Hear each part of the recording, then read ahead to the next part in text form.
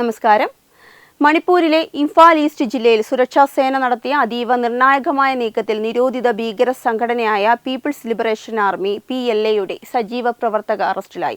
43 വയസ്സുള്ള ഇബൈമ എന്ന സ്ത്രീയാണ് പിടിയിലായത്. സംസ്ഥാനത്ത് സമാധാനം പുനഃസ്ഥാപിക്കാനുള്ള ശ്രമങ്ങൾ തുടരുന്നതിനിടെ യുവാക്കളെയും മറ്റും തീവ്രവാദ പാതയിലേക്ക് ആകർഷിക്കാൻ ലക്ഷ്യമിട്ടുള്ള റിക്രൂട്ട്മെന്റ് പ്രവർത്തനങ്ങൾക്കിടയിലാണ് ഇവർ വലയിലായത്.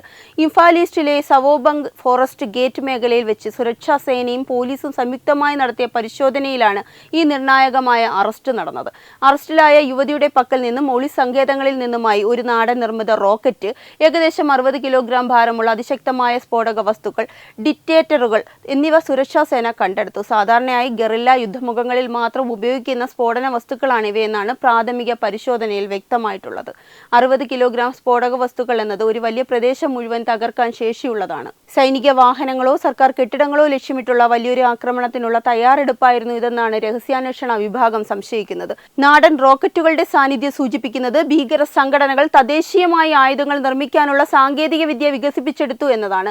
മണിപ്പൂരിലെ നിലവിലെ വംശീയ സംഘർഷങ്ങളുടെയും അശാന്തിയുടെയും പശ്ചാത്തലത്തിൽ തീവ്രവാദ സംഘടനകൾ തങ്ങളുടെ അംഗസംഖ്യ വർദ്ധിപ്പിക്കാൻ തീവ്ര ശ്രമം നടത്തുന്നുമുണ്ട്. ഈ പ്രവർത്തനങ്ങൾക്കായി സ്ത്രീകളെ മുൻനിർത്തുന്നത് സുരക്ഷാ ഉദ്യോഗസ്ഥരുടെ ശ്രദ്ധ തിരിക്കാൻ വേണ്ടിയാണ് എന്നതാണ് അഭിപ്രായം. ഇബൈമ കഴിഞ്ഞ കുറച്ചു കാലങ്ങളായി സംഘടനകളുടെ സജീവ കണ്ണിയായി പ്രവർത്തിച്ചു വരികയായിരുന്നു. വിദ്യാർത്ഥികളെയും തൊഴിൽരഹിതരായ യുവാക്കളെയും വൈകാരികമായി സ്വാധീനിച്ച് രാജ്യവിരുദ്ധ പ്രവർത്തനങ്ങളിൽ പങ്കാളിയാകുക എന്നതായിരുന്നു ഇവരുടെ പ്രധാന ചുമതല. സാവോബംഗ് മേഖല കേന്ദ്രീകരിച്ച് നടന്ന ഈ നീക്കം സൈന്യം കൃത്യസമയത്ത് കണ്ടെത്തിയതുകൊണ്ട് മാത്രമാണ് വലിയൊരു ഭീകര ശൃംഖലയുടെ വ്യാപനം തടയാനായത്. 1978-ൽ എൻ ബിശേശ്വർ സിംഗിന്റെ നേതൃത്വത്തിൽ രൂപീകരിക്കപ്പെട്ട പീപ്പിൾസ് ലിബറേഷൻ ആർമി മണിപ്പൂരിലെ ഏറ്റവും പഴക്കമേറിയതും ശക്തവുമായ സായുധ സംഘടനകളിൽ ഒന്നാണ്. സ്വതന്ത്ര മണിപ്പൂർ എന്ന ലക്ഷ്യത്തോടെയാണ് ഇവർ പ്രവർത്തിക്കുന്നത്. ഇന്ത്യൻ ഭരണകൂടത്തിനെതിരെ സായുധ വിപ്ലവം നയിക്കുന്ന ഈ സംഘടനയെ സർക്കാർ നിരോധിച്ചിട്ടുള്ളതാണ്. മണിപ്പൂരിലെ തദ്ദേശീയ ജനവിഭാഗങ്ങൾക്കിടയിൽ സ്വാധീനം ചെലുത്താനും ഗറില്ല ആക്രമണങ്ങളിലൂടെ സൈന്യങ്ങളെ നേരിടാനും ഇവർ ശ്രമിക്കാറുണ്ട്.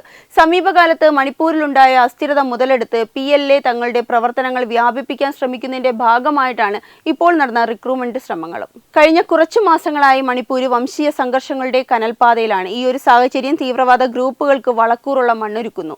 അതിർത്തിക്കപ്പുറത്തു നിന്ന് ആയുധങ്ങളും പരിശീലനവും ലഭിക്കുന്ന ഇവർ പ്രാദേശിക വികാരങ്ങളെ ചൂഷണം ചെയ്താണ് റിക്രൂട്ട്മെന്റ് നടത്തുന്നത്. 60 കിലോ സ്ഫോടക വസ്തുക്കൾ കടത്താൻ കഴിഞ്ഞു എന്നത് അതിർത്തി സുരക്ഷയിലും ആഭ്യന്തര നിരീക്ഷണത്തിലും കൂടുതൽ ജാഗ്രത പാലിക്കേണ്ടതിന്റെ ആവശ്യകത ഓർമ്മിപ്പിക്കുന്നു.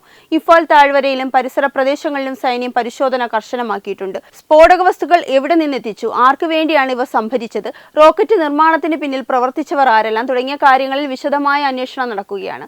റിക്രൂട്ട്മെന്റിനായി ഉപയോഗിച്ചിരുന്ന ലഘുരേഖകളും ഡിജിറ്റൽ തെളിവുകളും പോലീസ് പിടിച്ചെടുത്തിട്ടുണ്ട്. മണിപ്പൂരിലെ സമാധാന അന്തരീക്ഷം തകർക്കാൻ ശ്രമിക്കുന്ന ശക്തികൾക്കെതിരെ വിട്ടുവീഴ്ചയില്ലാത്ത നടപടിയുമായാണ് കേന്ദ്ര സംസ്ഥാന സേനകൾ മുന്നോട്ട് പോകുന്നത്. സാധാരണ ജനങ്ങളെ കവചമാക്കി തീവ്രവാദ പ്രവർത്തനങ്ങൾ നടത്തുന്ന രീതി അവസാനിപ്പിക്കാൻ ഇത്തരം അറസ്റ്റുകൾ സഹായിക്കും.